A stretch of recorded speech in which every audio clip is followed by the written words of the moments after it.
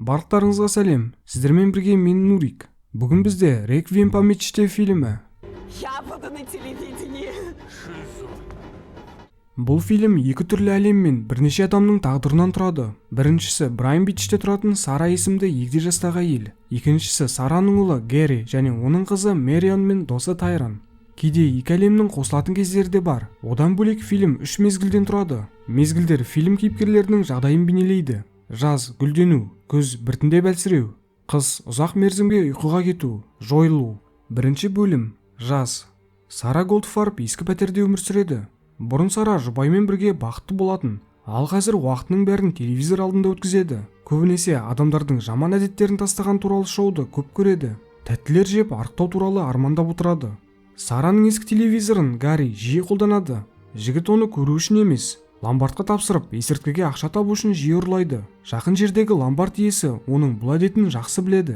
Сара кепілді өтеп телевизорын алып кетуге келгенде, ломбард иесі полицияға жүгінуді ұсынады. Алайда Сара, ол жалғыз балам ғой, олай жасай алмаймын дейді.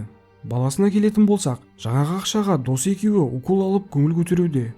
Гарри мен Тайрон ойлана келе есірткі саудасымен айналысуды шешті.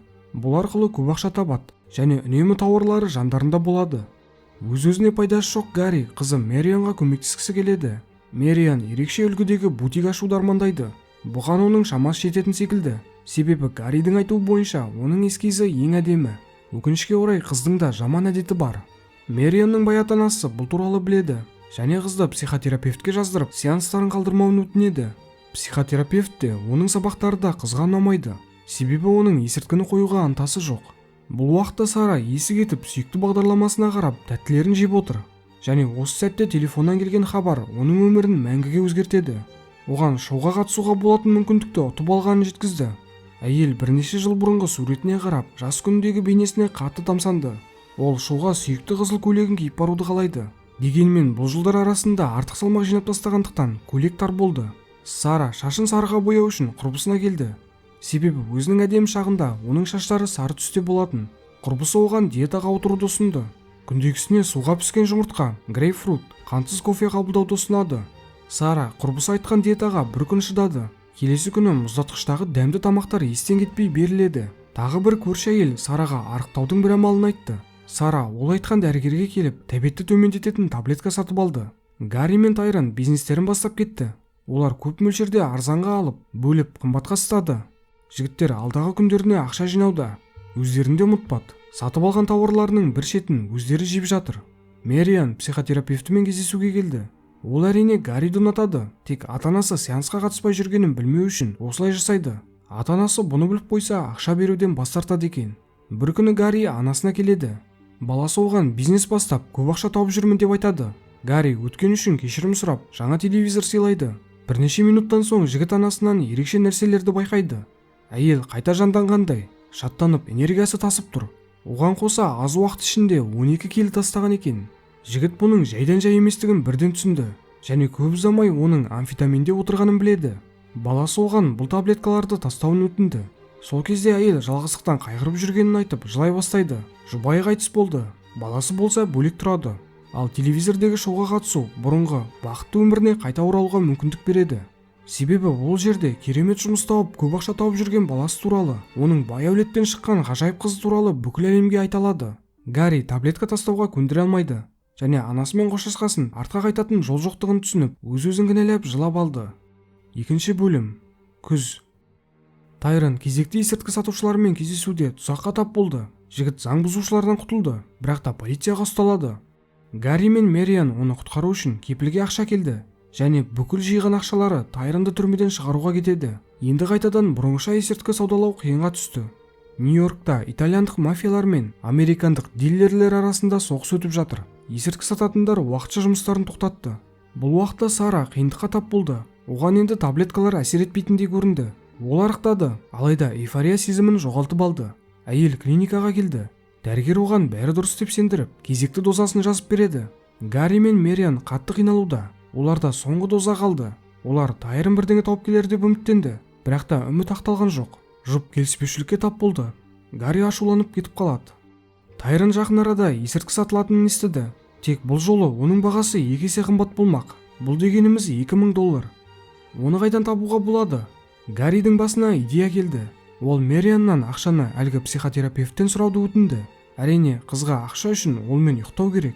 Гарри өмірінде бірінші рет қызғануды ұмытты. Осылайша қыз ақша үшін жек көретін адамымен болды. Ақша қолға түскесін Гарри мен Тайрон доза сатып алуға келеді. Сатып алам деушілер саны өте көп. Барлығы есік ашылған сәтте жүгірейін деп дайын тұр. Алайда бұл жолы да жігіттер қиындыққа тап болды. Әлгі жерде атыс орын алып, не тауар жоқ, не ақша жоқ, тымсыз қалады. Жігітінің бос келгенін көргенде Мэриан қатты ашуланды. Гарри ештеңе түсіндіре алмағасын қызға тауары көп бір бариганың номерін береді. Бірақ та әлгі баригадан есірткі алу үшін үйінде түнеу керек. Бұл уақытта Сара есінен адаса бастады. Ол шоуды көп ойлай берді. Тіпті өзінің әлгі шоуда жүрген сәтін елестетеді. Шоу жүргізушілері телевизорден шығып, әйелдің ескі пәтеріне күліп мазақтай бастады. Сара шошып үйден қашып кетеді. 3-ші бөлім. Қыз. Гарри мен Тайрон тауар тауып, бұрынғы сәттерге оралу мақсатында Флоридаға жол тартты. Сара болса өткен кеткенге мені шоуда күтіп отыр деп айта берді. Барлығы оның псих екенін түсінді. Және көп ұзамай оны псих клиникаға алып кетеді. Бұл жерде оны электрошок арқылы емдеуді шешті. Осының кесірінен Сара толықтай есінен адасады. Амал таусылған Мэриан Гарри берген номерге соғып, үлкен Тимнің үйіне келді. Ол Грам үшін бәріне дайын. Жұмысын аяқтаған соң Тим оған кішкентай ғана доза беріп тағы шақырады.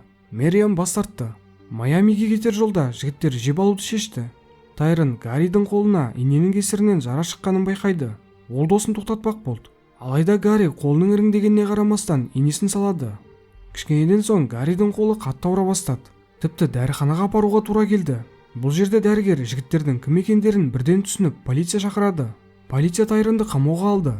Мұнда жігіт есірткі қалап қатты қиналады. Оны қамаудан шығарып, қоғамдық жұмысқа тартатын болды. Гарри Мэрианға соғып жағдайын түсіндіреді. Сосын бәрін түзейтінін айтып, уәде берді. Жігіт күтуін сұрап, қыздан уәде алды. Осыдан соң жігіт ауруханаға түседі де қолынан айырылады. Ал Мэриан үлкен Тимге қайтадан келді. Фильмнің соңы мұңды. Күн бітті. Бәрі ұйқыға кетті. Гарри ауруханада иығына дейін кесілген қолмен қызын ойлап жатыр. Мэриан үйінде жыртулы эскиздердің арасында сутенерден алған дозасымен. Тайрон түрме төсегінде. Бұрын бізде бәрі болады деп анасына берген сертін ойлауда. Ал Сара психклиникада. Әйелді тыныштандыратын бір зат бар. Ол ақыры шоуға келгенін елестетті. Бұл жерде оны оқуын бітіріп бизнес ашқан Гарри күтіп алды. Гарри бүкіл елге анасын қатты жақсы көретінін айтады. Соңында проектор сәулесі бізге бәрі аяқталғанын бейнелейді. Себебі көктем бұл оқиғада ақыры келген жоқ. Осылайша фильм аяқталды. Кино туралы ойларыңызды төменде күтемін. Сіздермен бірге болған мен Нурик. Келесі кездескенше.